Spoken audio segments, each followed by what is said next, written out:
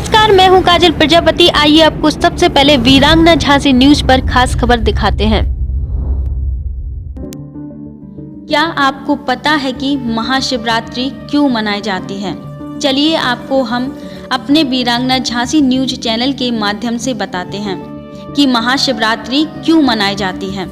महाशिवरात्रि पर कुछ लोग उपवास तो रख लेते हैं, लेकिन उन्हें ये नहीं पता है कि महाशिवरात्रि क्यों मनाई जाती है।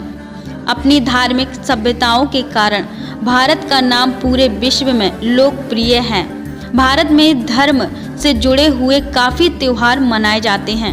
भारत में काफ़ी सारे ऐसे त्योहार हैं जिनको कुछ विशेष धर्म ही मनाते हैं, तो काफ़ी सारे ऐसे त्योहार भी मौजूद हैं जिन्हें पूरा देश मनाता है।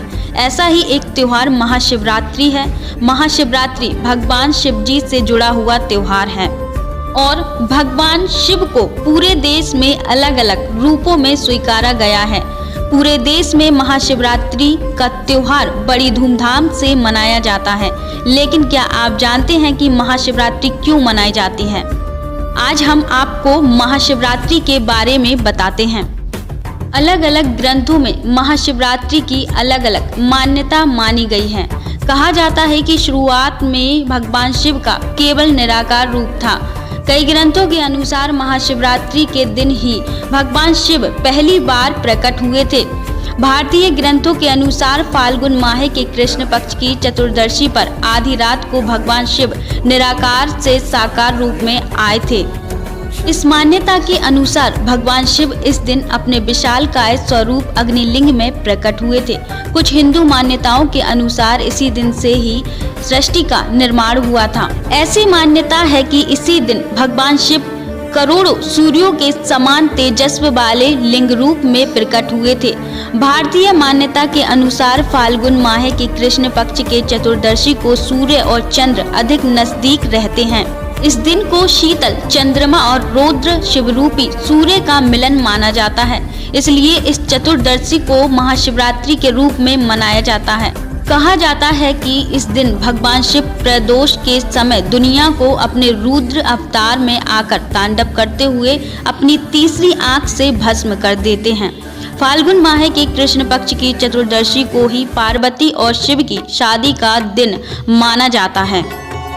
महाशिवरात्रि क्या है? महाशिवरात्रि हिंदुओं का त्योहार है जो कि महादेव शिव से जुड़ा हुआ है। शिवरात्रि का मतलब भी शिव की रात्रि ही होता है। शिवरात्रि को लेकर पूरे देश भर में अलग अलग मान्यताएं प्रचलित हैं। इस दिन भगवान शिव की आराधना की जाती है और देश भर में अनेक जागरण होते हैं। भगवान शिव के मंदिरों में महाशिवरात्रि के दिन काफी सारे भक्त आते हैं और कुछ मंदिरों में इस दिन भक्तों की संख्या हजारों लाखों में होती है।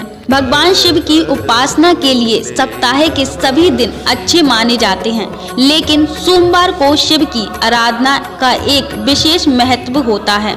शायद आपको याद नहीं होगा, लेकिन हर महीने एक शिवरात्रि आती है। भारतीय महीनों के अनुसार कृष्ण पक्ष की चतुर्दशी को शिवरात्रि माना जाता है। वही फाल्गुन माह में आने वाले कृष्ण पक्ष की चतुर्दशी को महाशिवरात्रि मनाई जाती है।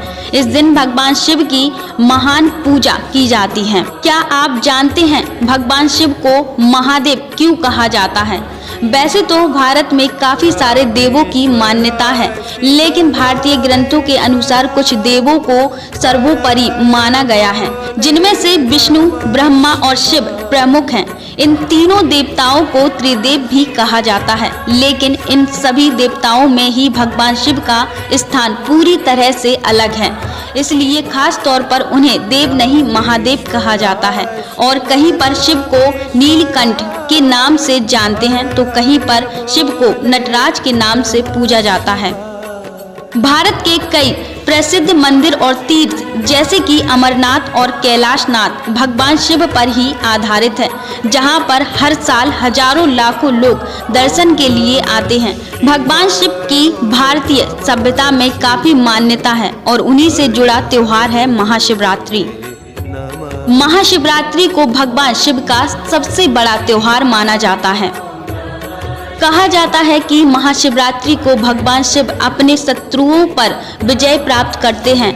भगवान शिव को विभिन्न संप्रदायों के लोग विभिन्न दृष्टियों से देखते हैं।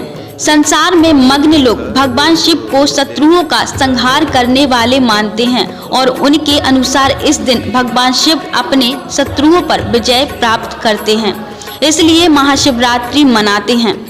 अगर ऐसे ही सनातन धर्म को सुनने व देखने के लिए हमारे वीरांगना झांसी न्यूज चैनल से जुड़े रहें और वीरांगना झांसी न्यूज चैनल को लाइक, कमेंट, शेयर, सब्सक्राइब जरूर करें।